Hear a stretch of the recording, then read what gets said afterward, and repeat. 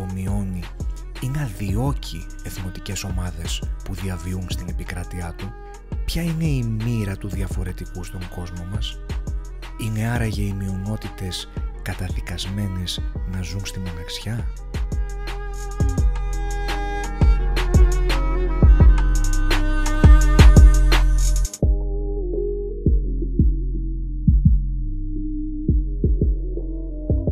Η ιστορία της ελληνικής μειονότητας της Τουρκίας παραμένει άγνωστη. Βρήκαμε ανθρώπους που έζησαν τα γεγονότα και τους ζητήσαμε να μας μιλήσουν για την ανθρώπινη διάσταση, για το δράμα και για τις σχέσεις μεταξύ των δύο λαών. Τα Σεπτεμβριανά είναι σχετικά άγνωστα για τους Έλληνες. Οι εκδηλώσεις για τα Σεπτεμβριανά που πραγματοποιούνταν από τα Κωνσταντινοπολίτικα σωματεία ήταν αυστηρά για κοινό Κωνσταντινοπολιτών. Τα τελευταία χρόνια γίνεται μια προσπάθεια να διαδοθεί περισσότερο στο ελληνικό κοινό αυτή η άγνωστη σχετικά ιστορία. Το 1923, μετά τη λήξη του μεταξύ τους πολέμου, η Ελλάδα και η Τουρκία υπέγραψαν τη Συμφωνία Ανταλλαγής Πληθυσμών. Περίπου 1.200.000 Έλληνες της Οθωμανικής Αυτοκρατορίας μετακινήθηκαν στην Ελλάδα και αντίστροφα 400.000 Τούρκοι έφυγαν για τη Νέα Τουρκία. Εξαιρέθηκαν οι μουσουλμάνοι της Δυτικής Θράκης και οι Έλληνες της Κωνσταντινούπολης, της Σύμβρου και της Τενέδου. Την περίοδο εκείνη, οι Έλληνες της πόλης ήταν περίπου 120.000 και αποτελούσαν μια πολύ αναπτυγμένη οικονομικά και κοινωνικά μειονότητα. Οι σχέσεις μεταξύ Ελλήνων και Τούρκων ήταν γενικά καλές, όμως επηρεαζόντουσαν από τις εντάσεις στις διμερείς σχέσεις. Η μητέρα μου δεν ήξερε πολύ καλά τουρκικά να μιλάει και όλοι στην αγορά τις μιλούσαν ελληνικά, οι Τούρκοι οι ίδιοι, και πηγαίναμε πάρα πολύ καλά. 1978 yılında Atina'ya geldik. Tabii o zaman çok gençtim. Bütün çocukluk yıllarım tabii ki İstanbul doğumluyum. Beyoğlu doğumluyum. Orada geçti. Anneannemden ve babaannemden Kapadokyalı oldukları için bütün hikayeleri dinledim.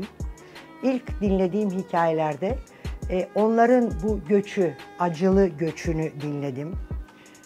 Çünkü Kapadokyalıların bildiğiniz gibi 23 yılında mübadeleden duydukları acılar, beni çocukluk masallarım hep bunlarla doluydu.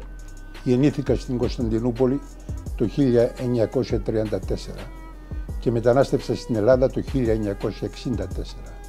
İki dedem ve bir anneannem Gelveri'den, şimdiki Güzelyurt denilen Konya Aksaray'a yakın bir kasabadan. Diğeri bir anneannem de Talaslı, Kayseri'nin Talas'ından. Büyürken bütün böyle aile toplantılarında bu mübadele konusu, çünkü bizim akrabaların çoğu Kavala'ya gelmişlerdi bir köye, çok zorluklar çektiler. Bütün bu hikayelerle büyüdük. Υπήρχαν εποχές που όλα ήταν μια χαρά, όπως η εποχή που έκανα εγώ τη στρατιωτική μου θητεία. Δεν υπήρχε καμία διάκριση μεταξύ Ρωμιού και Τούρκου. Είχαμε ίσα δικαιώματα και απολαμβάναμε τα πάντα που απολάμβανε ένας Τούρκος αξιωματικός. Εκείνη την περίοδο ήμουν τετάρτη δημοτικού, πήγαινα στο ζωγράφιο. Ο πατέρας μου είχε ένα ανθοπολείο στο Πασάζ Χριστάκη, αλλιώς το Πασάζ των Λουδιών. Η απόσταση του σπιτιού μας από το κατάστημα ήταν γύρω στα 500 μέτρα. Οι σχέσεις με τους Τούρκους, από όσο ακούγαμε και μέσα στο σπίτι, πέρναγαν κάποιες διακυμάνσεις ανάλογα με τις ελληνοτουρκικές σχέσεις. Πέραν του σταθερού προγράμματος που είχαν, όπως το λέγανε, εριτμέ πρόγραμμα, που ήταν το πρόγραμμα της εξαφάνισης της μειονότητας, πέρναγαν κάποιες διακυμάνσεις ανάλογα με τις ελληνοτουρκικές σχέσεις. Για το κράτος η μειονότητα δεν ήταν επιθυμητή και το έδειξε με πολλούς τρόπους. Στα τέλη της δεκαετίας του 20 καταργήθηκαν οι προβλέψεις της συνθήκης της Λοζάνης για την προστασία των Ορθοδόξων. Το 1942 τους επιβλήθηκε ένας βαρύς φόρος περιουσίας με σκοπό να τους αποδυναμώσει. Όσοι δεν μπορούσαν να τον πληρώσουν, έχασαν την περιουσία τους και οδηγήθηκαν σε στρατόπεδα καταναγκαστικής εργασίας στην Ανατολή. Και το 1955, με το πογκρόμ της 6ης Σεπτεμβρίου, δεν χωρούσε καμία συζήτηση για σεβασμό των ανθρωπίνων δικαιωμάτων. Αν εξαιρέσουμε την εποχή που στράτευσαν τον πατέρα μου, μετά δεν υπήρχε κάτι το ανησυχητικό και προβληματικό για μας. Η κρίση ήρθε απότομα. Είχαν κάποιο πρόγραμμα, πάρθηκε η απόφαση ότι πρέπει να γίνει. Μερικές μέρες πριν τα γεγονότα, σε μία βόλτα που είχαμε κάνει με τη γιαγιά μου σε ένα πάρκο, παραξενεύτηκε η γιαγιά μου και λέει: πολλές αγριόφατσες μαζευτήκαν εδώ, από πού τους έχουν φέρει, σε καλό να μας βγει. Το κυρίως χαρακτηριστικό σημείο είναι ότι μας αποκαλούσαν άλλοτε Ρουμ και άλλοτε Γιουνάν. Ρουμ θα πει Ρωμιός, Γιουνάν θα πει Έλληνας. Ρουμ αποκαλούσαν και τους Κυπρίους, οπότε όσο φούντωνε η διένυξη μεταξύ Τουρκίας και Κύπρου και εμείς ήμασταν οι Ρωμιοί, ο Τούρκος ο πολίτης δεν μπορούσε να χαρακτηρίσει διαφορετικά τους Ρωμιούς της πόλης με τους Ρωμιούς της Κύπρου. Μας άλλαζαν ανάλογα με τα συμφέροντά τους. Άλλοτε μας συσχέτιζαν με την Ελλάδα, άλλοτε μας συσχέτιζαν με την Κύπρο. Αρχίσαν τα πράγματα να δυσκολεύουν. Αρχίσαμε να βλέπουμε αυτοκόλλητα της Τουρκικής Φοιτητικής Ένωσης σε ελληνικά καταστήματα που έγραφαν «Πατριώτη, αυτό το μαγαζί ανήκει σε Ρωμιό και κάθε γρόση που δίνει σε αυτό το μαγαζί γίνεται σφαίρα», απέναντι στα αδέλφια μας στην Κύπρο. Έρχεται μετά ο φόρος περιουσίας, το Βαρλεκβέργηση λεγόμενο, το οποίο ανέτρεψε τα πάντα. Ανέτρεψε τις καλές αναμνήσεις και βρέθηκαν οι γονείς μας στα βάθη της Ανατολής, χωρίς λόγο, χωρίς αιτία, με κατασχημένες τις περιουσίες τους. Φορολογήθηκαν ακόμη και με περιουσίες τις οποίες δεν είχαν. Και όταν αδυνατούσαν να καλύψουν στο σύνολο το φορολογητέο ποσό, τους έστελναν στην Ανατολή.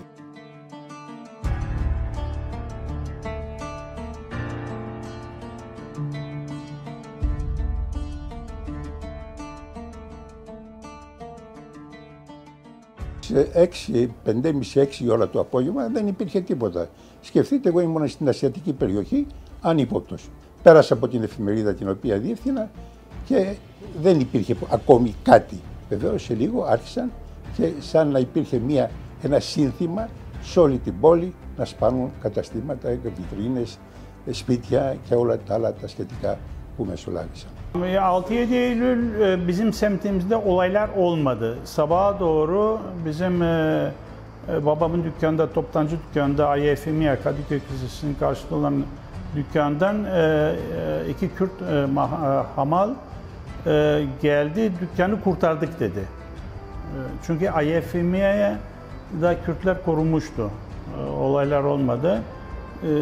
Doğrudan zarar olmadı ama dedemin yahut bir amcanın dükkanları tamamen tahrip olduğunu öğrendik. Hep beraber olmak için Moda'da anneannemin evine gittik. Περπατούσες απάνω σε ρούχα, απάνω σε έπιπλα, απάνω στα πάντα, ό,τι φανταστείς. Εκτός αυτά βεβαίως που υπέστησαν το πιάτσικο, το οποίο ήταν ανεπανάληπτο. Η κατάσταση ήταν απογοητευτική, ήταν δραματική. Εκεί την ημέρα είχαμε πάει σινεμά με τον πατέρα μου και βγαίνοντας από τον κινηματογράφο είχαμε δει στρατοφυλακή που φύλαγε αυτό το δρομάκι και ανέβαιναν μάζες προς τα πάνω, φωνάζοντας, βάλανε βόμβα στο σπίτι του πατέρα μας και το άλλο σύνθημα ήταν «Η Κύπρος είναι τουρκική, για Taksim, για ölüm». Fakat Beyoğlu'nda oturuyorduk ve evimizin arka tarafından Kurtuluş'un bir kilisesinin yandığını söylüyordu anneannem. Ve ağlayarak onu izliyorduk. Bu tabii şimdi artık hayalimde mi, bir rüya mı? Sonra bunları defalarca dinledim. Gerçek mi, gerçek dışı mı? İnanın tam olarak söyleyemeyeceğim. Ama hep bunu yıllarca dinledim, o kilisenin yandığını. Προπορευόντουσαν κάποιες ομάδες με βαριεπούλες, με ξύλα, καδρόνια, οι οποίοι το μόνο πράγμα που κάνανε ήταν σπάγανε τις βιτρίνες. Το ενός καταστήματος μετά τον άλλο. Και μετά ακολουθούσε ο όχλος που έκανε το πιάτσικο.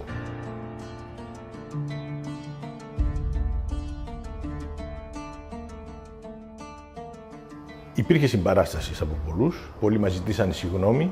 Ακόμα και η δασκάλα στο σχολείο μας μετά από μέρες, όταν άνοιξε το σχολείο μας, ήρθε και μας ζήτησε συγγνώμη. Είπαν ότι δεν μπορούσαν να φανταστούν το τι μπορεί να γίνει, το τι έγινε, ότι είχαν και αυτοί συμμετάσχει στη λύπη τη δική μας, στο πρόβλημα το δικό μας και ήταν διατεθειμένοι να μας βοηθήσουν και να συνδράμουν ώστε να υπολογιστούν οι πληγές μας. Την άλλη μέρα το πρωί, λέει ο πατέρας μου, θα πάω στο κατάστημα. Είχε κηρυχθεί απαγόρευση κυκλοφορίας, δεν έβλεπες οδόστρωμα, ήταν όλο έξω χυμένα, όλα τα υλικά, τα εμπορεύματα, ανακατεμένα με λάδια, με υφάσματα, όλο αυτό το πράγμα.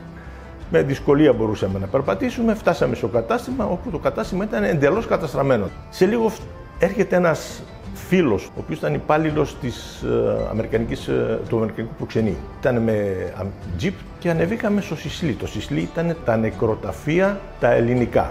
Απέναντι στην είσοδο του νεκροταφείου υπήρχε ένα συνεργείο επισκευής των τραμ και είχαν βγάλει όλους τους προβολείς, τους είχαν γυρίσει προς το νεκροταφείο, οπότε το φωτίσανε όλο και ήταν σαν μέρα φαίνεται.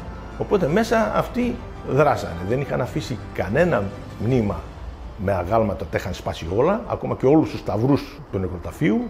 Είχαν βγάλει τα κουτάκια με τα κόκαλα και παίζανε ποδόσφαιρο με τις νεκροκεφαλές, γιατί είχαμε τις νεκροκεφαλές σε όλους τους διαδρόμους του νεκροταφείου να είναι απλωμένα.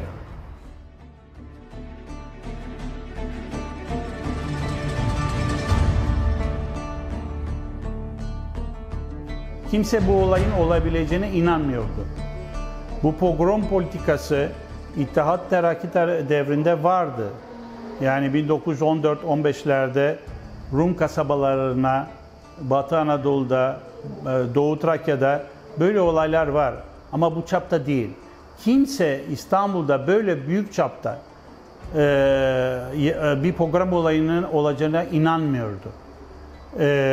Yani tek olay tarihte bununla kıyaslanabilecek tek olay 1938'de 9-10 Kasım Kristal Gecesi.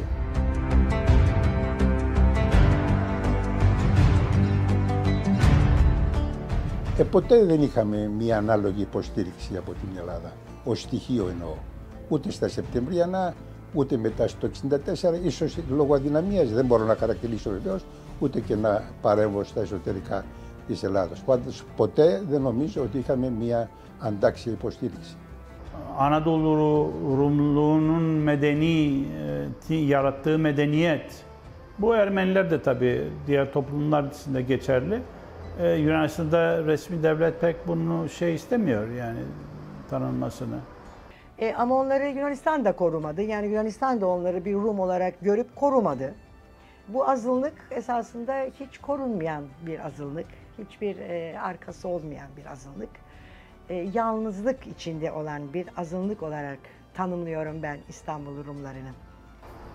Επαναλάβω αυτό της πολίτικης κουζίνας, γιαβούριδες για τους Τούρκους, τουρκόσποροι για τους Έλληνες. Bakın insan haklarının saygıyla karşılanması çok önemli. Peki şu şekilde 6-7 Eylül olayları belki çok kötü, vahşi görünse bile esasında Rumlar o zaman terk etmedi İstanbul'u.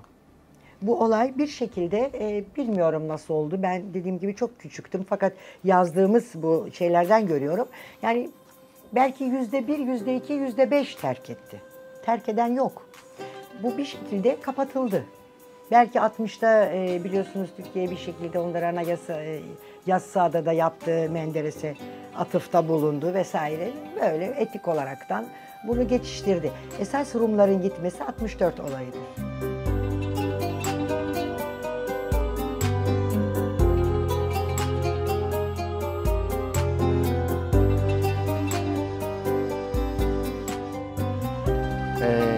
Ο Σύλλογος ξεκίνησε το 1896 στην Κωνσταντινούπολη. Βοήθησε πάρα πολύ η κοινότητα της περιοχής. Αναπτύχθηκε πάρα πολύ έντονα το στοιχείο του αθλητισμού, το κομμάτι του μπάσκετ και του ποδοσφαίρου. Αυτοί που ήρθαν μετά τα Σεπτεμβριανά βρήκαν μία μικρή κοινότητα Κωνσταντινουπολιτών στο Φάληρο και την έκαναν μεγαλύτερη, και σε άλλες περιοχές, στο Κουκάκι και σε άλλες περιοχές που υπάρχουν Κωνσταντινουπολίτες. Όταν έγιναν οι απελάσεις και πολλά μέλη του συλλόγου του εκεί ήρθαν εδώ και δημιουργήσαν το 1968 το σύλλογο τον αντίστοιχο εδώ στην Ελλάδα. Το δίκτυο Μικρασιάτης είναι η φωνή των Ελλήνων της Ανατολής σήμερα, που εκφράζει τους Κωνσταντινουπολίτες, τους Σμυρνιούς, τους Ανατολικοθρακιώτες, τους Καπαδόκες, μεγάλα κομμάτια του ελληνισμού της Μικράς Ασίας σε μια περίοδο των τελευταίων 100 ετών. 2015'te Sayın Davutoğlu'yla buluştuk. Beraberinde 10 şey vardı, bakan vardı. 2010'da şimdiki Cumhurbaşkanı'nı da gördük. Bilmiyorum ne kadar samimi bizi anlıyorlar. Umarım bir derecede anlıyorlar.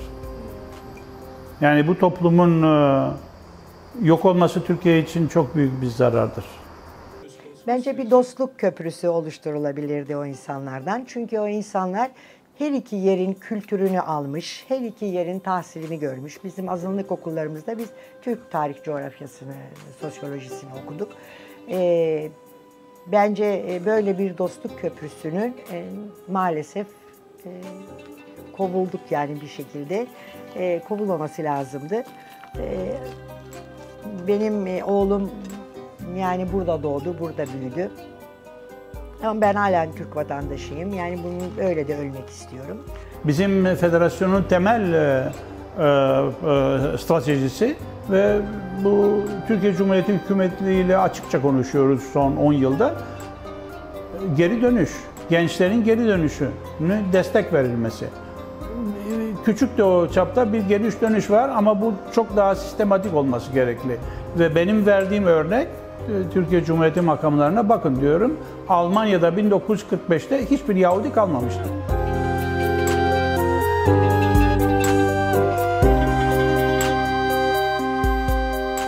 Τα Σεπτεμβριανά δεν έχουν γίνει αρκούντος γνωστά στην υπόλοιπη Ευρώπη. Η διδακτική μνήμη όμως αποτελεί έναν σημαντικό παράγοντα για να μην επαναληφθούν ποτέ ξανά τέτοια απάνθρωπα γεγονότα. Οι Έλληνες της πόλης δεν ξέχασαν. Έβαλαν στις αποσκευές τους τις αναμνήσεις από τη ζωή τους στην Τουρκία και τις έφεραν στην Ελλάδα για να τις μεταδώσουν στις νεότερες γενιές.